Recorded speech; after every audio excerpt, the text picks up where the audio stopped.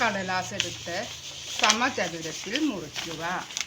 അതിന് ചെയ്യേണ്ടത് ഒരു മൂല ഇങ്ങനെ കാട്ടിയിട്ട് റെഡിയാക്കുകയാണ് വേണ്ടത്. ഇങ്ങനെ കാട്ടിയിട്ട് നല്ലപോലെ വരച്ചതിന് ശേഷം ഇവിടെ അധികമുള്ളതിനെ മുറിച്ചെടുത്താൽ സമചതുരം കിട്ടും.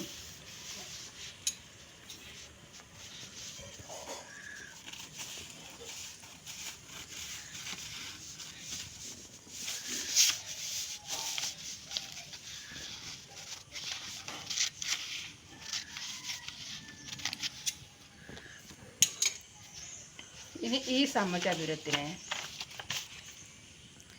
വീണ്ടും എതിർവശത്തേക്ക് കോണോട് കോൺ മടക്കുക.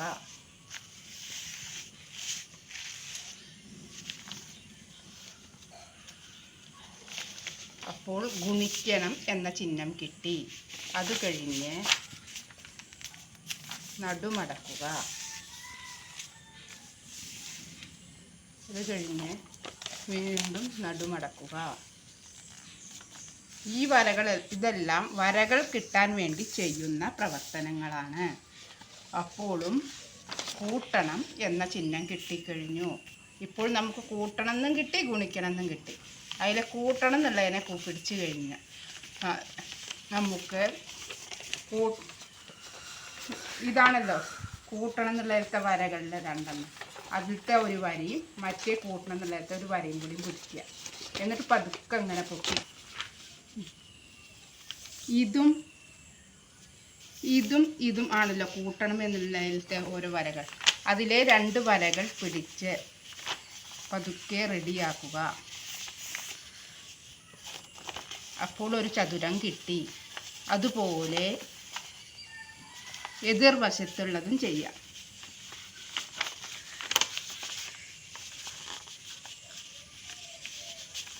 എന്നിട്ട് ഈ രണ്ട് ഇതിനും കൂടി ഒന്നിച്ച് പിടിക്കുക.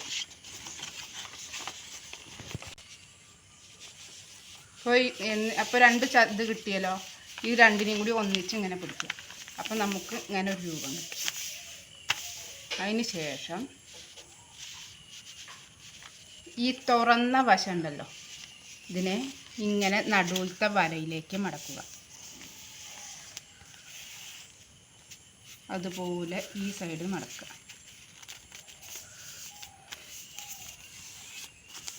അതുപോലെ തിരിച്ച് വെച്ചിട്ട് അവിടെയും ചെയ്യാം.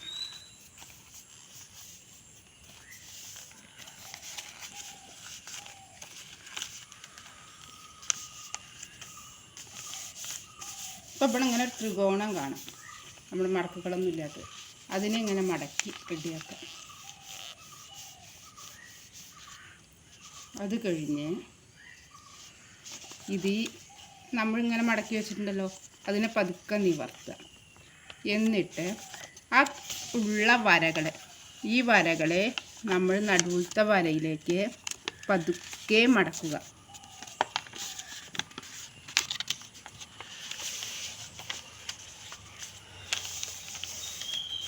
അതുപോലെ എതിർവശവും ചെയ്യുക.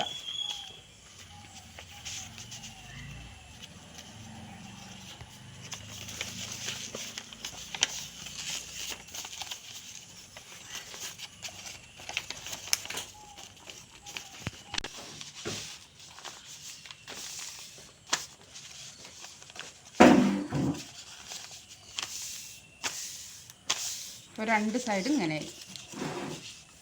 ഇനി ചെയ്യുന്നത് ഈ ഒരു സൈഡ് ഇങ്ങനെ തുറന്നിട്ടും ഒരു സൈഡ് ഒന്നിച്ചിട്ടുള്ളതുമാണ്. ഈ ഒന്നിച്ചുള്ളതിനെ അവിടെ നിർത്തുക. ഈ ഇങ്ങനെ തുറന്നതിനെ വീണ്ടും ഇങ്ങനെ മടക്കുക, നമ്മൾ നേരത്തെ മടക്കിയ പോലെ തന്നെ.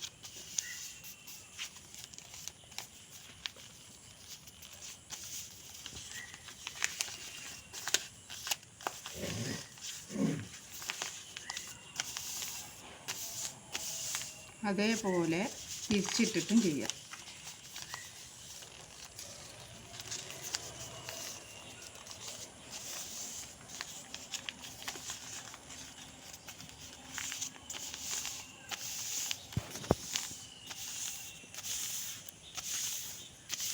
നല്ല അമർത്തി വരയ്ക്കണം.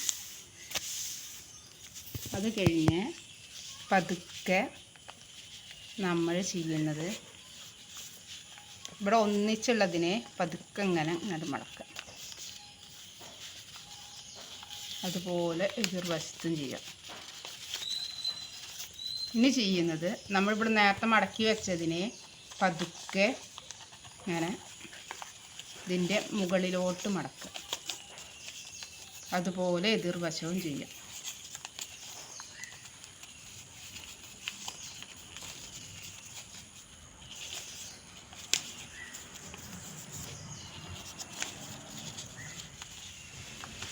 എന്നിട്ട് ഇവിടെ ഒരു സൈഡ് ഇങ്ങനെ മടക്കി കൊടുത്ത് പതുക്കെ ഇങ്ങനെ ഇതാക്കുക.